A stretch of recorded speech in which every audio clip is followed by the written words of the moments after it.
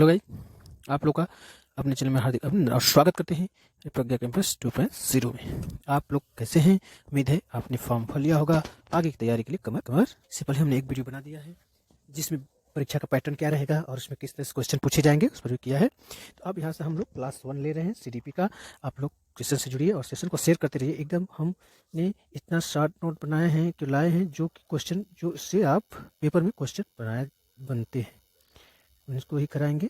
ज़्यादातर नहीं कुछ करना है ताकि हम रिवीजन भी कर सके, वन साइड हम मिसनिशियस क्वेश्चंस भी कर सके। एक बार टॉपिक पर ही आ जाएगा, एक 10-10 क्वेश्चन, ठीक है। बाल विकास के जो है आवश्यकता और कार्य क्षेत्र क्या है उस पर बात चर्चा होगी। विकास को प्रभावित करने वाले कारक उन पर चर्चा करेंगे।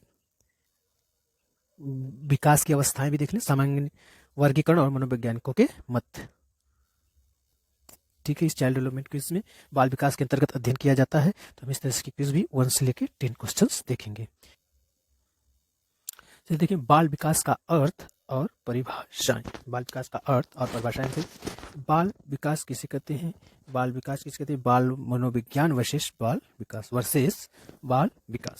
बाल मनोविज्ञान किसे कहते हैं? जन्म के बाद की अवस्थाओं का अध्ययन करना बाल मनोविज्ञान कहलाता है। तो बाल मनोविज्ञान क्या कहते हैं? जन्म की बाद की अवस्थाओं का अध्ययन करना, ये बाल मनोविज्ञान है। बाल विकास क्या है? गर्भाधान से लेकर किशोरा अवस्था तक का अध्ययन, गर्भाधान से लेकर किशोरा अवस्था तक का अध्ययन बाल विकास कहलाता है। क्या कहलाता है? बाल विकास कहलाता है। बाल मनोविज्ञान क्या कहलाता है? जन्म के बाद की अवस्थाओं का जो भी अध्ययन किया जाता है उसे बाल विकास। जैसे बालक के मानसिक शारीरिक परिस्थितियों तथा उसकी परिस्थितियों को, समस्याओं का आदि का समाधान जिसके अंतर्गत किया जाता है उसे बाल मनोविज्ञान कहते हैं। बाल मनोविज्ञान के जनक भी माने जाते हैं, अरस्तु को माना जाता है। देखिए, बाल विकास क्या होता है? तो गर्भाधान से लेकर किशोरावस्था का अध्ययन होता है, उसे बाल विकास के अंतर्गत या बाल विकास कहलाता है। महत्वपूर्ण परिभाषाएं देखेंगे, इससे संबंधित परिभाषाएं भी पूछी जाती हैं। जैसे देखिए, बर्क ने क्या दिया था परिभाषा? बाल विकास में जन्म से पूर्व प्रीनेटल स्टेज, तो बाल विकास में जन्म से पूर्व है ना, प्रीनेटल स्टेज से लेकर किशोरावस्था तक होने वाली परिवर्तनों को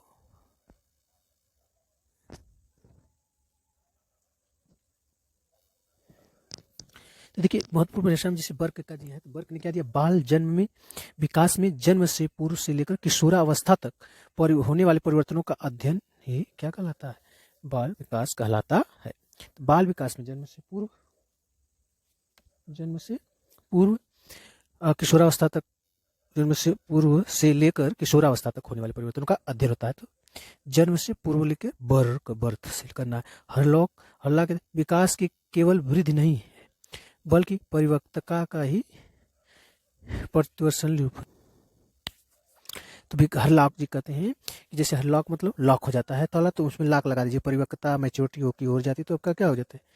तो इससे लॉक हो गया ताला। तो विकास केवल वृद्धि नहीं है बल्कि विकास परिपक्वता की ओर एक प्रगतिशील क्रम है। परिपक्वता की ओर एक प्रगतिशील क्रम है। तो महत्वपूर्ण परिभाषा में बर्क ने क्या कहा? जन्म से पूर्व से लेकर किशोरावस्था तक। हरलॉक ने कहा कि विकास केवल वृद्धि नहीं है बल्कि परिपक्वता की ओर अप्रगतिशील। यहाँ से देखते रहिए। जैसे ट्रिक है बर्क मतलब बर्थ से पहले बर्क को पकड़ लेना है। लॉक कर दें तो परिपक्वता या मैच्योरिटी जो है लॉक हो जाती है ना। इस तरह से हरलॉक को पहचान लेंगे, वहां से जन्म से पूर्व बर्थ होता है। बाल विकास की आवश्यकता और कार्य क्षेत्र। Need and scope of child development. आवश्यकता, नीड है, जरूरत क्या है? बालकों की व्यक्तिगत भिन्नता को समझने के लिए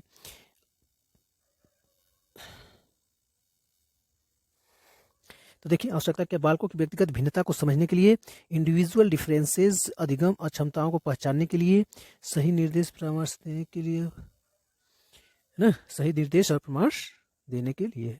किसकी? बाल विकास की आवश्यकता है। क्यों पढ़ाया जाता है? क्योंकि हर बच्चे की बल सीखने की क्षमता कार्य क्षेत्र इसकी देख लें। डायमेंशंस ऑफ डेवलपमेंट, विकास के क्या कार्य क्षेत्र, आवश्यकता क्या है, बालकों की व्यक्तिगत भिन्नता को पहचान सके, समझ सकें और अधिकतम क्षमताओं को पहचान सके, मतलब सीखने की भी क्षमता कैसी है। सही निर्देश और परामर्श देने के लिए, सही निर्देश और परामर्श देने के लिए धन्यवाद, मतलब वो नहीं थे, इसलिए वहाँ पर सही निर्देश और परामर्श दे रहे हैं, उसके लिए धन्यवाद। कार्य क्षेत्र क्या होता है, शारीरिक विकास फिजिकल, मानसिक या संज्ञानात्मक विकास। तो कार्य क्षेत्र का शारीरिक विकास का है, फिर मानसिक या संज्ञानात्मक विकास है, मेंटल और कॉग्निटिव, और फिजिकल हो गया। संवेगात्मक विकास किसमें आता है, इमोशनल में।